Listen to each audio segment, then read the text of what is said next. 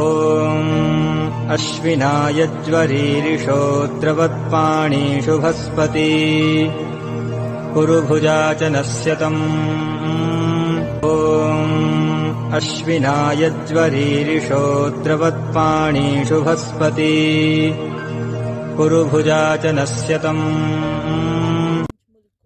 बनाने के लिए कलेक्ट करने आए हैं।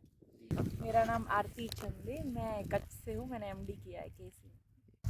मेरा नाम मयूरी गोस्वामी है, मैंने बीएमएस किया है और मैं नॉर्थ गुजरात से हूँ, हिम्मतनगर से। नाम रिंकल बुमतारिया, मैं धोराजी से हूँ। मैं यहाँ सर के यहाँ 1 महीने से हूँ। और मेरा नाम दीपिका गुप्ता है, मंदसौर से हूँ मैं, और आरएवी के अंदर सर से सीखने के लिए मैं यहाँ पर आई हूँ। मेरा नाम हितल चोटलिया है, मैं पोरबंदर से हूँ और यहाँ सर के यहाँ 1 वीक से आई हूँ। मेरा नाम सूरज है और हम इक्सुमूल कलेक्शन के लिए आए हैं। घर के पास यहाँ लगभग 1 महीने से ऊपर से हैं। मेरा नाम योगेश नकुल है, मैं सूरत गुजरात से आया हुआ हूँ, इधर पूना में डॉक्टर दमणिया सर के यहाँ। मेरा नाम महेंद्र कुमार मीणा है, मैं राजस्थान से आया हूँ।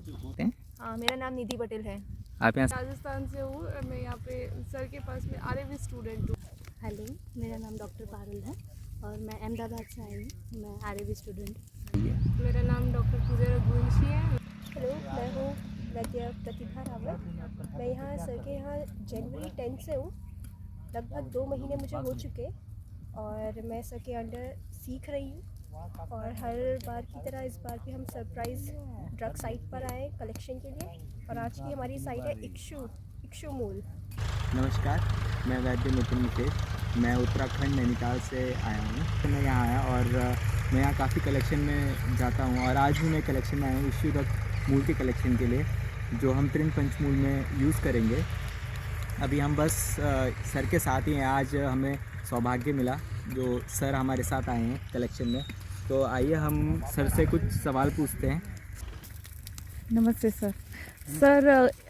एक वैद्य जो कुछ भी शुरुआत कर रहा हो ऐसे क्लिनिक या कुछ, तो उसको कलेक्शन कितना ज़रूरी हो और कैसे शुरुआत करनी चाहिए, बेसिक्स? जी, औषध के साथ संलग्न हुए बिना वैद्य होना, सफल वैद्य होना बहुत मुश्किल बात है। सभी में ज्ञान तो है ही है अभी, लेकिन वैद्य वहाँ पीछे हो जाते हैं जहाँ वो अपने हाथ से औषधियों को कलेक्ट करके औषध निर्माण नहीं करते हैं। तो औषधि हाथ से ग्रहण करने से और मार्केट से लेने से क्या होता है? हमारे सभी औषधों के लिए कार्यकाल औषधि, उसका कार्यकाल बताया है। जैसे काष्ठ औषधि है तो अपनी ही स्थिति में 1 साल तक अच्छी रह सकती है, 1 साल के बाद वो हिमगिरी हो जाती है। जबकि हम पानसारी के वहाँ से लेते हैं या फार्मेसी लेते हैं तो वहाँ कितने साल की पुरानी औषधि है हमें कैसे पता चलता है? जब अपने हाथ से ग्रहण औषधि करते हैं, उनकी ऋतु के अनुसार औषधि ग्रहण करते हैं, हम रसगुण संपन्न ही औषधि ग्रहण करते हैं और हमारे हाथ में वो कॉन्फिडेंस आ जाता है कि इनसे मूत्र के रोग सभी अच्छे हो ही जाते हैं। जब देते हैं और रिजल्ट मिलते हैं ना तो हम बड़े खुश होते हैं। तो बच्चों को हम प्रेरणा लेनी चाहिए, जो नए वैद्य होने वाले हैं उनको प्रेरणा लेनी चाहिए कि खुद औषधि को अपने हाथ से ग्रहण करें और औषध निर्माण करें। और वो औषधि ऐसे निर्माण करके बैठेंगे चिकित्सा में तो सतत सफल होते हैं। जब शास्त्र के साथ उनका अनुसंधान हो जाता है, शास्त्र के गुण धर्मों को वो देख लेते हैं और रोगी में उनका प्रतिभाव देख लेते हैं ना, तो उनको और कॉन्फिडेंस बढ़ता ही जाता है। तो वेद जैसे पुराना होता जाता है ना, अपने हाथ औषधि ग्रहण करके औषधि दे के वेद जितना पुराना होता है उतनी चिकित्सा सफलता उनको मिलती है। और सर, कुछ औषधि जैसे हम कहते हैं कि एक देश में एक पर्टिकुलर औषधि होती है, जैसे इस साइड जो हम आ रखे हैं तो यहाँ के इस साइड है हेमकंद जो आप यूज़ करते हो, तो यहाँ काफ़ी मात्रा में होता है। तो जैसे जो दूसरे देश होते हैं जैसे उत्तराखंड साइड या साउथ साइड में शायद इतना हेमकंद ना हो, तो सर ऐसे में अल्टरनेटिव क्या हो रहता है? तो हम मतलब ऐसे में क्या वो देखा जाएगा? ऐसे तो शास्त्र में प्रमाण बताया गया है, यस्य देशस्य यो जंतु तद्यः तद औषधम। जो प्रदेश में जो औषधि होती है वहाँ के लोगों के लिए वो ज़्यादा सफल होती है, लेकिन दूसरे इलाके में होने वाली औषधियाँ सफल न हो ऐसा नहीं है। जैसे औषधि नाम हिमवान देश है, हिमालय में जो औषधि होती है वो पूरे विश्व के लिए प्रयुक्त की जाती है और पूरे विश्व के लोगों के स्वास्थ्य को ठीक करने में। वैसे हमारे भारतवर्ष के जितने पर्वत है जैसे वहाँ से निकलते हैं तो विंध्य पर्वत आता है, वहाँ से निकलते हैं तो अर्बुदाचल आता है, वहाँ से निकलते तो हमारा रेवतक पर्वत आता है, फिर पश्चिम में जाते तो सह्याद्री की गिरिमाला आती है, वहाँ से जाते तो मलयाचल के पर्वत आते हैं। सभी पर्वत में जो औषधियाँ होती है उतनी जितनी ऊंचाई होती है वहाँ तक के लोगों को वो ठीक कर पाते हैं। और औषधियों का ऐसा भी है कि जो ऋतु में जो औषधि होती है परमात्मा उसी हिसाब से उस औषधि को ग्रहण उत्पन्न कर देते हैं।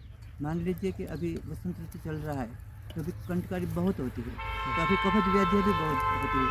अगर हम जंगल में जाए कंटकारी को ग्रहण करें तो कैसी भी खांसी हो, कैसा भी श्वास हो, कैसा भी कफ हो या वसंत के जितने सारे उपद्रव कफ जन्य हो कंटकारी ही ठीक कर देती है। वैसे और भी औषधियाँ है जैसे वासा भी अभी होती है, जो कफनाशक औषधियाँ है वो अभी ही रसगुण वीर्य विपाक से संपन्न हो जाती है। तो परमात्मा की एक ऐसी रचना है, ऋतु के हिसाब से जो व्याधियाँ होती है उनके हिसाब से वो औषधियों निर्माण ही कर देते हैं, उनका उपयोग करने से वो ज़्यादा ठीक करते हैं। 2 दिन के बाद ही आम्ल की एकादशी है, तो इस समय लोगों को जंगल में जाके आम्ल के सानिध्य में रहना चाहिए। जंगल में जाके आमलकी के पेड़ के नीचे लोग रसोई बना के खाते हैं। ऐसा करने से आमलकी के जो वाइब्रेशन है उसके रसायन गुणधर्म उसी दिन बहुत बढ़ जाते हैं। उनकी तीव्रता से कारण हमारा जो खाना है, हमारा स्वास्थ्य है पूरे साल के लिए अच्छा रहता है। तो सब लोगों को एक निर्देश है कि अभी जो 2 दिन के बाद आम्ल की एकादशी है उनका भरपूर उपयोग करें। आम्ल के सानिध्य में रहने मात्र से उनका डायबिटीज़ कम हो जाता है, उसके जो पित्त विकार होने वाले हैं आगे ग्रीष्म में आने वाले हैं वो भी ठीक हो जाते हैं। तो ये सब वनस्पति के त्यौहार का भी संबंध है। सर, और लास्ट में हम युवा वैद्य के लिए आप कोई संदेश देना चाहेंगे? वेद के लिए एक महर्षि चरक ने बताया है, जो युक्तिज्ञ वैद्य है वो सर्वोपरि होता है। कई वैद्य है शास्त्र का बहुत ज्ञान रखते हैं, कई वैद्य है जंगल में जाके औषधि ग्रहण करते हैं और औषध निर्माण करते हैं, लेकिन दोनों का जब समन्वय हो जाता है, शास्त्र का ज्ञान भी हो, औषध निर्माण का ज्ञान भी हो, और जब पेशेंट हमारे पास उपस्थित होता है तब जब हम हाथ से औषध बनाते हैं ना तो उनको देना एक इंस्पायर हो जाता है। तो उनकी वजह से सारे वैद्य सफल हो सकते हैं कि युक्ति प्रमाण का प्रयोग करें। युक्ति प्रमाण उसे कहते हैं शास्त्र का भी ज्ञान रखें, अपने हाथ से औषध निर्माण करें और अपने आए हुए दर्दियों को यथाकाल उसका शुभ भेषज करके प्रदान करें तो बहुत सारे रोग ठीक हो सकते हैं। आयुर्वेद में इतना सामर्थ्य है जितना किसी चिकित्सा पद्धति में नहीं है कि दुनिया के पूरे रोगों को ठीक करने की क्षमता है। और आयुर्वेद ऐसा एक शास्त्र है जिसमें सारी चिकित्सा है वो उपद्रव रहित बताई गई है। अन्य चिकित्सा पद्धतियों की जो चिकित्सा पद्धति है उसकी कुछ न कुछ एडवर्स इफेक्ट है, जैसे ऐसा आयुर्वेद में नहीं है। आयुर्वेद मूलतः रोग को ठीक करता है और दूसरे रोग को उत्पन्न नहीं करता है। आज दुनिया में अधिकांश रोग ऐसे हो गए हैं कि जो दवाई खाने से हुआ है, जैसे कोरोना हुआ तो कोरोना में लोगों ने भर के स्टेरॉइड दी, उनके परिणाम स्वरूप आज इतना सारा डायबिटीज़ बढ़ गया। इसके परिणाम स्वरूप आज एवियन के इतने सारे दर्दी हो गए। इनके परिणाम स्वरूप लोगों को श्वसन संस्थान के प्राणवायु स्रोतस के इतने सारे रोग हो गए, अन्नवायु स्रोतस के इतने सारे रोग हो गए। तो हमारी चिकित्सा पद्धति है, जब हमने प्रयोग किया कोरोना के समय में अपनी औषधियाँ दी आयुर्वेद की तो किसी को कुछ उपद्रव नहीं हुआ है और बहुत सारे रोग ठीक हो गए। तो आयुर्वेद के वैद्यों को सफल होने के लिए स्वयं औषध निर्माण करके शास्त्रों का भी साथ में ज्ञान रख के रोग और औषधि का कैसे समन्वय किया जाए उसका अभ्यास करके दिया जाए तो बहुत सफल हो सकते हैं और दुनिया के बहुत सारे रोग ठीक करने की समझ हो जाए। थैंक यू सर, आपने इतना बहुमूल्य ज्ञान हम युवा वैद्यों को दिया।